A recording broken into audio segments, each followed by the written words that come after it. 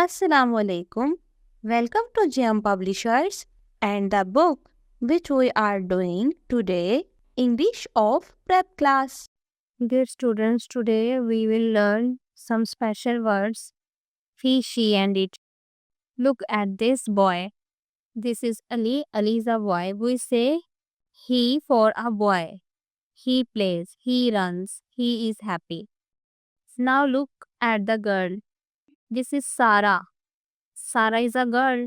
We say she for a girl. She sings, she dances, she's smiling. We use it for animals and things. जैसा कि यहाँ पर use of he is my brother, he is Amir. Use of she is my sister, she is Zara.